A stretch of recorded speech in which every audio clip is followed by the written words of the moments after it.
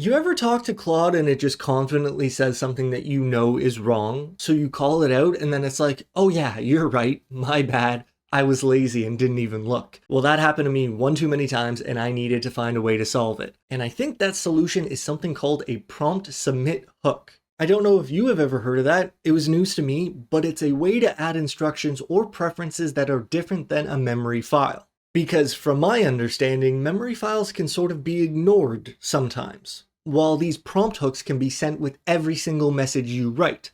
That's what makes it so special. They're invisible instructions that get read in front of all your prompts. I'll show you how to set it up and then I'll show you the 4 different ways that I've been using it. To start, I honestly recommend you just ask your Claude about this feature. You can type something like this. Explain what a user prompt submit hook is in plain language and show me where my settings.json lives. We want to find out the folder where these hooks are going to be. So it's going to explain that it's a command that you can configure once and the harness executes it. The user prompt submit hook fires the instant you hit enter on a message before the bot ever sees it. You can inject extra context, or you could even block the prompt if it happens to contain some special code that you know shouldn't be out there, like an API key pasted into the chat, or if you need to enforce a policy. It's telling me that there are 2 possible locations for the file, but right now neither exists. It's telling us that we can create these hooks for all our projects or just a specific one. Now that's going to be up to you. For me and the ones you're going to see in the rest of this video, I made sure they're triggering on all my conversations. I'll just say, first, can we set it up so that these hooks trigger on all my projects? I'll allow it to make some changes to the folder. It's asking me a picker question. What should the prompt submit hook actually do each time you send a message? I'm going to close that for now and then I'll explain to you which hooks I actually set up. The first one, the first trigger has to do with question marks. As in, if I ask the bot a question, it better answer me first. I've been frustrated a few times where I will specifically ask the bot a question in my prompt,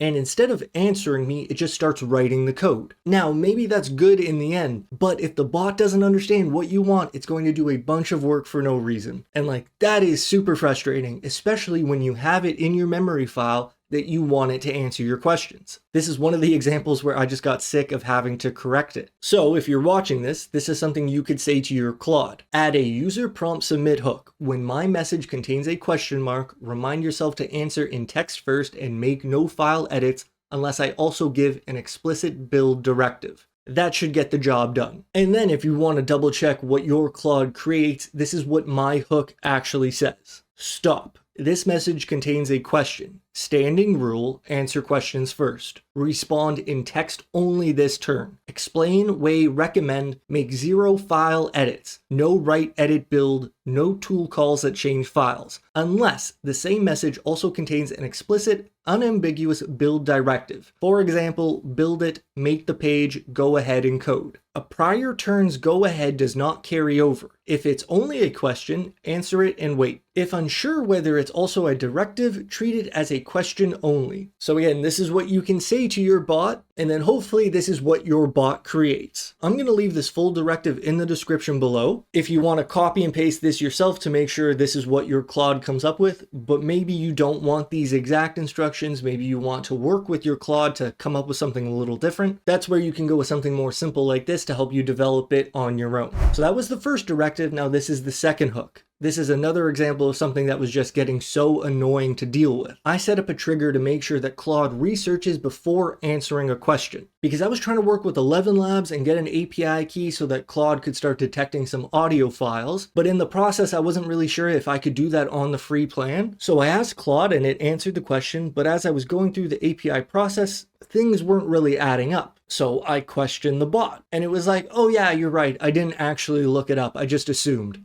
And I'm sitting there at my computer and I'm thinking what are you doing, man? What part of my prompt led you to think that I was okay with assumptions? I'm trying to get something done here. Why are you not triggering the process to get the right answer? What's the deal?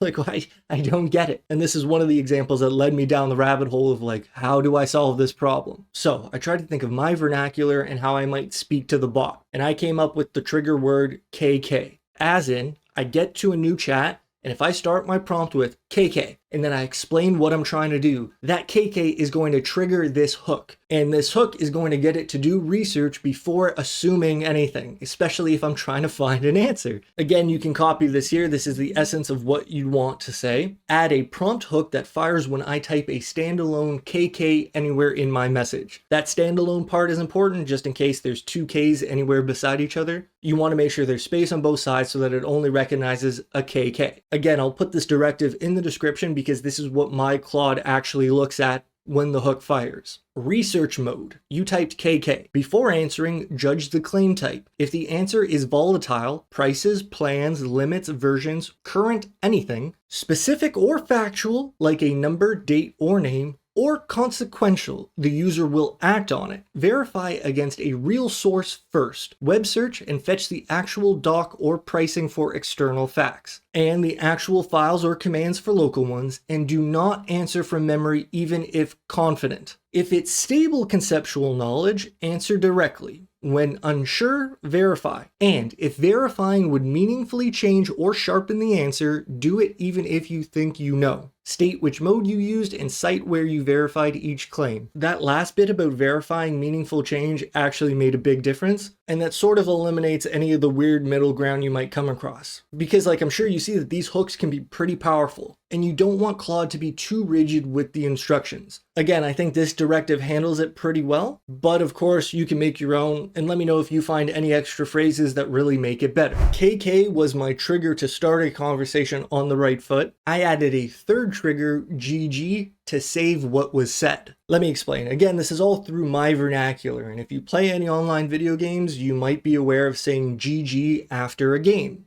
Good game, sportsmanship, right? Well, at the end of a conversation with Claude, if I say GG, it's going to save that chat into a specific folder. I think this is pretty helpful, especially for my ease of mind to know that anything we talk about isn't going to get lost in compacting the context or anything like that. So again, you would type something like this. Add a user prompt submit hook that fires when I type a standalone GG anywhere in my message. Save our conversation to a dated folder with months as a subfolder, as a text file. The transcript with code stripped below. I don't need the actual code in the summary. What am I going to do with that? I just want to make sure all of my prompts and the summary of the conversation get saved. And it's funny, I want to tell you how this evolved, because I got this to work, I said GG, and then I went back the next day and I'm thinking, if I continue this conversation here and I say GG again, is it going to save absolutely everything that was already saved previously? I don't want duplicates. So I came up with a new rule to add. Now a resave in the same chat appends a newly dated block with only what's new since the last GG.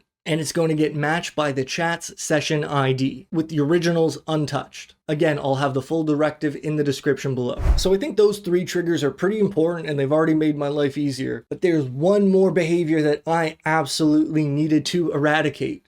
Sycophancy.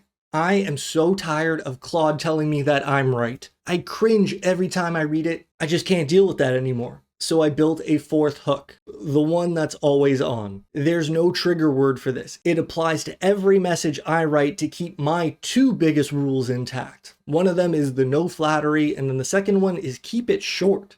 Stop writing so much. Why does it write so much? I don't understand. This is what you can type to your bot. Make me an always on hook, no trigger word, that injects my top rules on every message. Now your rules might be a little different. Mine are no sycophancy, no flattery or validation, lead with substance, and be terse. Answer first, no preamble, keep it short. And then here is the hook that gets injected on every prompt I write. And then I need to sort of warn you to pick your hooks wisely, because these are invisible and get sent with every single prompt. Let's say you had a giant list of these, maybe thousands of tokens. That's going to add up because every prompt you write, those thousands of tokens are going to be sent as well. It's going to eat up your context. It's going to eat up your time. It's literally going to make the whole conversation take longer to go through. Claude will take longer to generate its responses. So you don't want that. You want to keep these hooks short and to the point. Don't get carried away with it, okay? Another bit of a warning is that you want to make sure Claude switches these hooks on.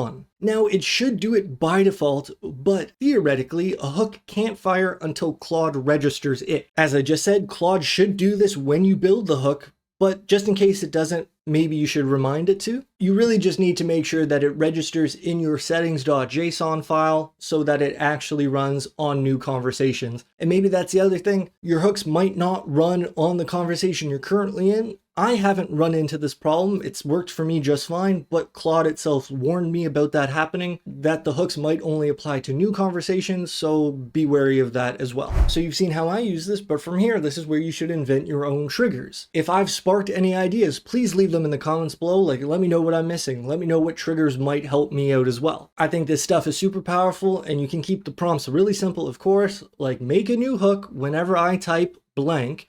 You should do this. Register it so it actually runs. And I just want to repeat that you can make your trigger words whatever you want, whatever you naturally type, how you naturally speak, because I don't want to have to be thinking about what I saved the trigger words as. If I'm starting a new conversation, I could start with, KK, this is what I want to do, and that will trigger the research mode. When I'm ending a conversation, I have experience saying GG, so I don't mind using that again for Claude. But these have really helped me out in the last couple days, so I hope they help you too. If this whole video felt a little too advanced for you, I have this ultimate beginner's guide for you to check out now. I hope you're doing well, take care, and I'll see you next time. Peace.